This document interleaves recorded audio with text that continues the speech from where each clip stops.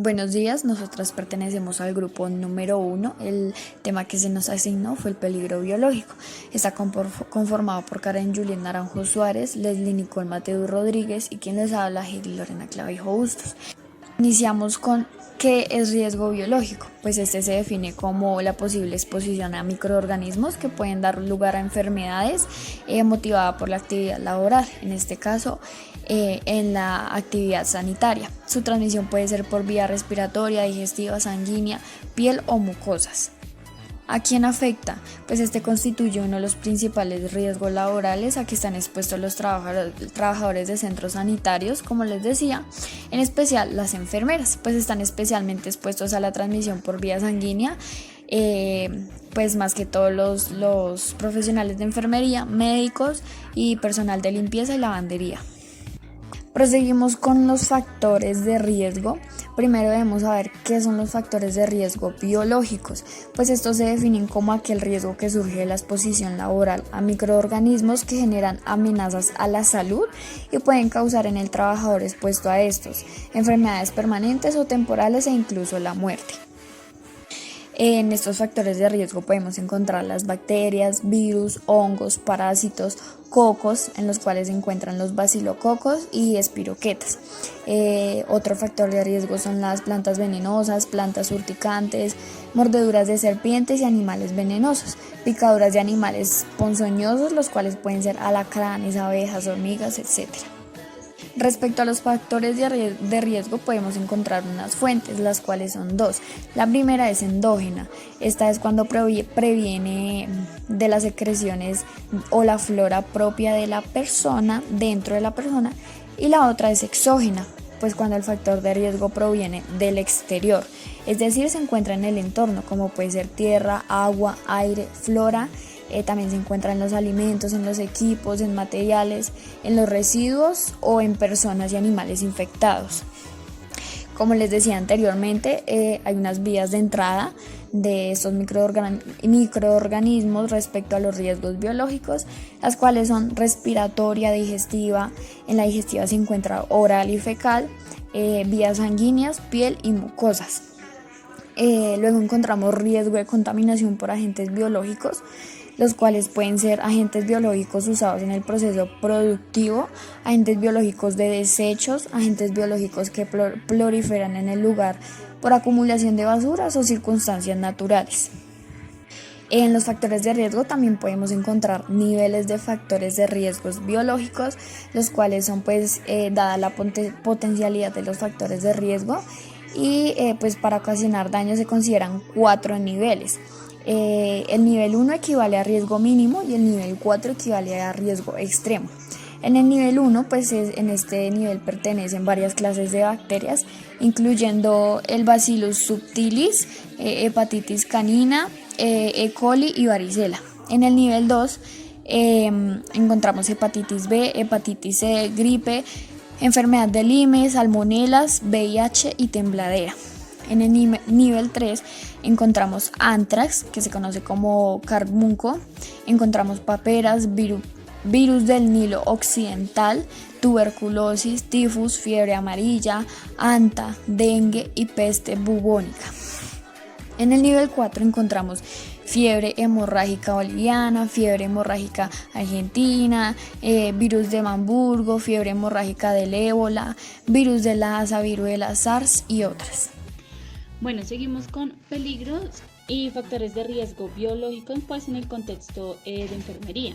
Tenemos los factores que se encontraron son, por ejemplo, como una toma de muestra. Cuando realicemos una toma de muestra, ya sea de sangre, orina, materia fecal o hémesis, pues estamos expuestos a esos fluidos que pueden pues contener bacterias, hongos, virus, parásitos, cualquier cantidad de infecciones o enfermedades que pueden ser transmitidos debido a pues tener exposición a estos mencionados, a estos fluidos.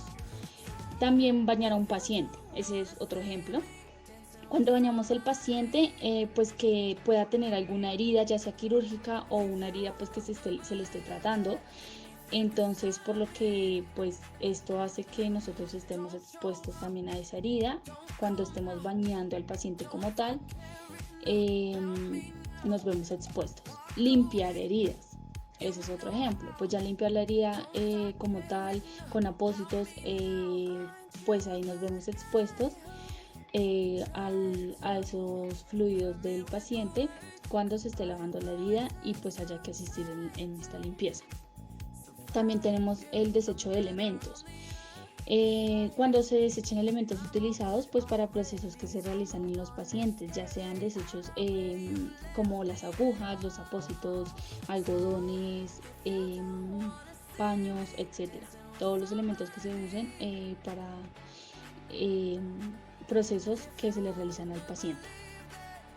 También tenemos limpiar la unidad del paciente. Cuando se limpia el área donde el paciente estuvo instalado, donde él estuvo acostado en la camilla, pues si el paciente tenía algún virus o alguna bacteria o alguna enfermedad, pues el paciente puede dejar aunque sea un mínimo de fluido pues en la cama, en silla, en piso. Esto pues nos hace estar expuestos también a cualquier transmisión de enfermedad, bacteria o virus en el momento en el que se esté realizando limpieza de la unidad del paciente. Cercanía con el paciente. Aquí en cercanía con el paciente, pues un paciente que pueda tener hasta desde una mínima gripe, ya sea pues que el paciente no utilice pues los elementos de protección personal como un tapabocas. Entonces cuando nosotros estemos tratando con el paciente, cuando se tenga esa cercanía con él, ya sea para pues brindarle alguna información, algún tipo de información, o se le realice algún procedimiento de los ya mencionados, pues esto también nos hace estar expuestos con él. Inyecciones. Cuando se infecta al paciente, ya sea para una vacuna o bueno, punciones, también pues nos vamos a ver expuestos. Y por último tenemos lo que es el transporte de muestras, pues cuando tenemos que llevar algún tipo de muestra de un área a otra, de un lado a otro, también pues corremos el riesgo de estar expuestos y de podernos infectar por algún fluido que se encuentre dentro de las muestras. Todos estos factores o peligros, estos ejemplos mencionados, engloban en sí a lo que es la exposición de enfermedades, de infecciones, miles de bacterias, hongos, virus, parásitos que pues pueda tener una persona que esté infectada o esté enferma. Esto engloba pues a todo esto, a que estamos expuestos a cualquier enfermedad o infección, pues ya sea debido a cualquier fluido pues de una persona como sangre, orina, materia fecal, hémesis, diuresis, saliva, etc. Bueno, entonces cuando hablamos de métodos de control de riesgo biológico están referidos como a las actividades y las acciones que reducen y evitan el riesgo biológico en el ámbito laboral, en este caso en la enfermería. Entonces, algunos métodos de control tenemos como los EPP, que son los elementos de protección personal, como guantes, batas, monogafas, polainas, gorros, tapabocas, trajes de protección, caretas y ya. Medios seguros de recogida, almacenamiento y evacuación de residuos y muestras, quiere decir que brindar como estos espacios donde se pueda como hacer una buena manipulación de las muestras o residuos que hayan pues en el hospital o algo así, como para que no tengan contacto directamente con la enfermera. Señalizar las zonas de riesgo, como digamos por ejemplo las canecas verdes, que son de riesgo biológico, y residuos peligrosos, y todo esta parte de señalización, sobre todo cómo hacer como una prevención mediante algo que se pueda ver a simple vista. Lo siguiente, ordenar y hacer aplicar las medidas de higiene generales según sean necesarias.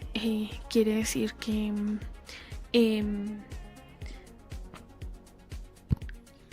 como por ejemplo digamos la prohibición de ingerir comidas y bebidas en zonas con riesgo de contaminación biológica, utilizar las prendas de protección apropiadas o otro tipo de prendas especiales que se necesiten para este riesgo.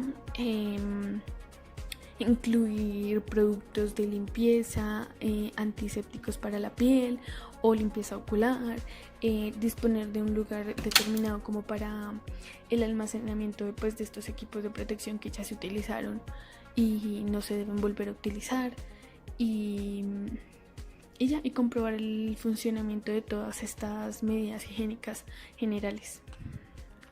El siguiente, respetar los aislamientos de cualquier tipo, sea por contacto, por gotas o por aire, ya que de este modo si entramos digamos a alguna habitación podríamos como evitarlo con los elementos de protección personal, y esto ya sería como un método de control de riesgo biológico. Dos métodos juntos: respetar aislamientos y utilizar elementos de protección personal. El siguiente método de protección personal es la vacunación. Para el trabajador de salud es importante tener como una barrera de inmunidad frente a una enfermedad específica, como por ejemplo la hepatitis B, el sarampión, las dos paperas, la rubiola, los tétanos, la influenza y la varicela. Y es muy importante tener los esquemas de vacunación completos para que estén más completas estas vacunas y tenga como menos riesgo de contagio. No quiere decir que teniendo una vacuna ya no se le va a como aprender cualquier enfermedad, pero sí digamos que puede evitar que le dé un poco más duro, que los síntomas y signos sean como más leves, y que de todos modos esto de una vacunación es una barrera de inmunidad, entonces que se necesita mucho en este ámbito laboral de la salud. Muchas gracias.